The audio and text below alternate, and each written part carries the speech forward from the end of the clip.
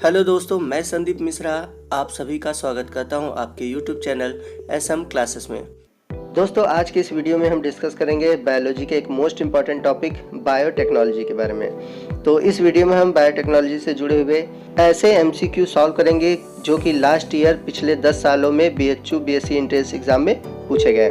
और मैं हर क्वेश्चन को सॉल्व कराने के साथ साथ उनसे जुड़े हुए जो इम्पोर्टेंट टॉपिक है उनको भी डिस्कस करूंगा ताकि उनसे जुड़े हुए जितने भी कंसेप्ट है आपके क्लियर हो सके। तो कुल मिलाकर ये वीडियो आपके लिए मोस्ट इम्पॉर्टेंट है क्योंकि आज के जो पेपर है या पेपर का जो पैटर्न है उससे बायोटेक्नोलॉजी के ढेर सारे क्वेश्चन आते हैं। और मैंने इस वीडियो को 2 पार्ट में डिवाइड किया है क्योंकि इससे इतने अधिक क्वेश्चन है कि पूरे क्वेश्चन को एक ही वीडियो में अटेम्प्ट कर पाना मुश्किल है। तो आइए वीडियो को स्टार्ट करते हैं और बढ़ते हैं अपने पहले क्वेश्चन की ओर। तो पहला क्वेश्चन है, जैव प्रौद्योगिकी विभाग की स्थापना हमारे देश में कब हुई थी? तो हमारे ऑप्शन है, ऑप्शन ए है 1982, ऑप्शन बी है 1988, ऑप्शन सी है 1986 और डी है 99। तो राइट आंसर है हमारा ऑप्शन सी 1986। तो सन 1986 में सर्वप्रथम हमारे देश में जैव प्रौद्योगिकी विभाग की स्थापना हुई। तो आइए समझते हैं कि जैव प्रौद्योगिकी अर्थात बायोटेक्नोलॉजी होता क्या है। तो जैसा कि नाम में ही आपको दिख रहा है जैव और प्रौद्योगिकी, अर्थात जैव का मतलब बायोलॉजी से रिलेटेड है और प्रौद्योगिकी का मतलब होता है टेक्नोलॉजी। तो कहने का मतलब यह है कि सूक्ष्म जीव, तो जनरली जो बायोटेक्नोलॉजी होती है, पहले आप ये समझिएगा कि जितने भी सूक्ष्म जीव हैं उनका उपयोग करके मनुष्य के लिए फायदेमंद और अनुकूल वस्तुओं का निर्माण करना ही जैव प्रौद्योगिकी कहलाता है। और जनरली जैव प्रौद्योगिकी में सूक्ष्म जीवों का ही प्रयोग किया जाता है। अब इसका प्रयोग कहाँ कहाँ है? तो जैव प्रौद्योगिकी का सबसे ज़्यादा उपयोग आपके खाद्य पदार्थों के निर्माण और कृषि में किया जाता है। यदि हम बात करें बायोटेक्नोलॉजी के ब्रांचेस की, तो इसमें से जो 2 मुख्य ब्रांचेस हैं, पहला है चीनी अभियांत्रिकी जिसे हम बोलते हैं जेनेटिक इंजीनियरिंग, और दूसरा है केमिकल इंजीनियरिंग अर्थात रसायन अभियांत्रिकी।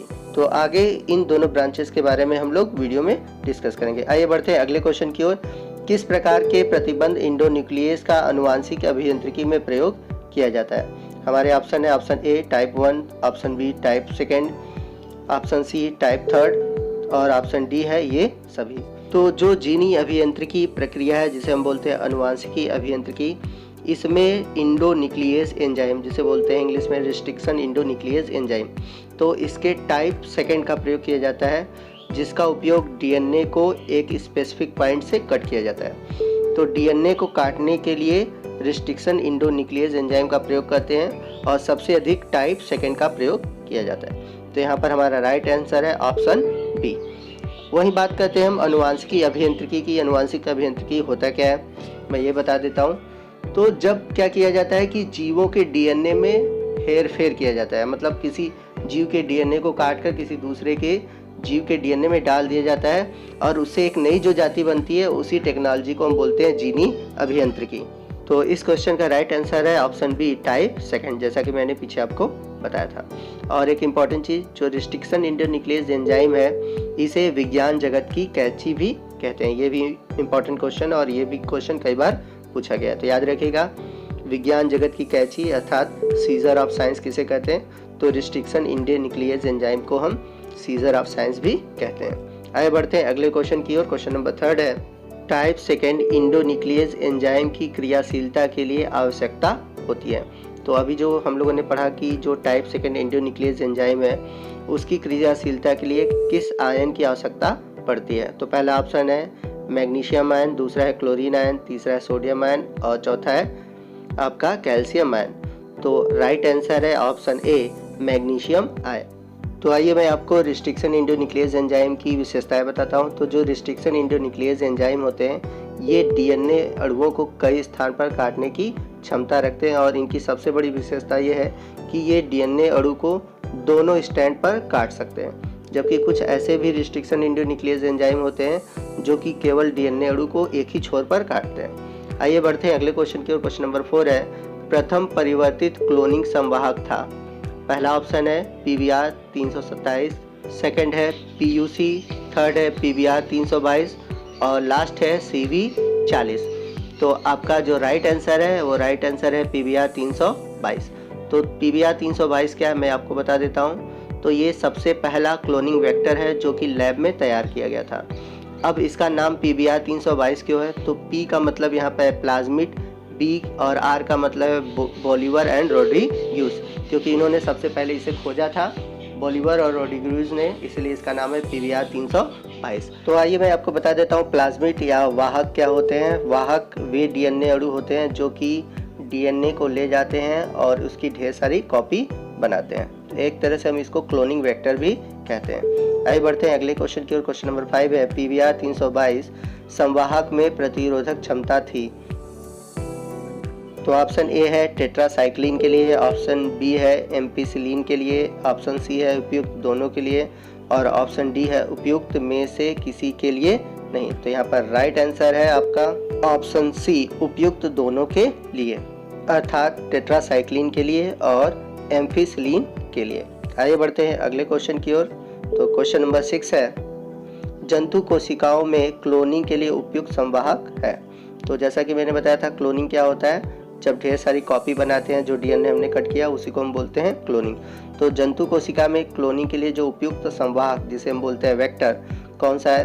तो आपके ऑप्शन है option A PUC, option B PBR 322, option C PBR 327 और ऑप्शन डी SV40।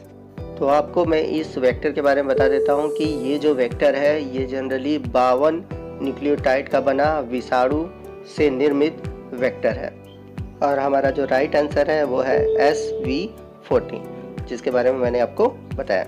आइए बढ़ते हैं अगले क्वेश्चन की ओर। क्वेश्चन नंबर 7 है DNA खंडों की पहचान करते हैं। तो पहला ऑप्शन है साउदर्न ब्लॉटिंग टेक्निक से, दूसरा है नॉर्दर्न ब्लॉटिंग टेक्निक से, तीसरा है वेस्टर्न ब्लॉटिंग टेक्निक से और लास्ट है उपयुक्त सभी से। तो इसका राइट आंसर है साउदर्न ब्लॉटिंग टेक्निक से। तो जब DNA फिंगरप्रिंटिंग होता है, जब आपको मैं बताऊंगा DNA फिंगरप्रिंटिंग क्या होता है, तो जब DNA फिंगरप्रिंटिंग होता है उस समय क्या कहते हैं कि जो न्यूक्लियोटाइड है, जैसे किसी व्यक्ति का DNA खंड में पहचान करना है तो DNA खंडों की पहचान करने के लिए साउदर्न ब्लॉटिंग टेक्निक का प्रयोग करते हैं। आइए बढ़ते हैं अगले क्वेश्चन की ओर जो कि मोस्ट इंपॉर्टेंट क्वेश्चन है। DNA खंड होता है, तो पहला ऑप्शन है धनावेशित, दूसरा है ऋण आवेशित, तीसरा ऑप्शन है उदासीन और चौथा है कभी धन आवेशित और कभी ऋण आवेशित। तो इसका राइट आंसर है ऋण आवेशित खंड होता है। तो DNA अणु कैसे ऋण आवेशित खंड होता है मैं आपको बता देता हूँ इसका रीज़न, क्योंकि ये मोस्ट इम्पॉर्टेंट है, आपसे ये क्वेश्चन वाइवा में भी पूछे जाते हैं। तो जैसा कि हम सभी जानते हैं जो DNA का निर्माण होता है वो फास्फेट समूह, नाइट्रोजनस बेस और पंचकार्बनिक शर्करा से होता है। तो DNA अणु में जो फास्फेट समूह होता है वो निगेटिव चार्ज होता है और फास्फेट ग्रुप जो होता है कार्बन के 5वें पोजीशन पे जुड़ता है। तो जो फास्फेट ग्रुप है वो आपके जो नाइट्रोजनस बेस होते हैं, ठीक है, और जो शुगर है तो शुगर के 5वें कार्बन से जुड़ता है और इसी निगेटिव फास्फेट ग्रुप के वजह से ही DNA पर निगेटिव चार्ज होता है। तो मोस्ट इम्पॉर्टेंट है, याद रखिएगा कि क्यों DNA पर निगेटिव चार्ज होता है।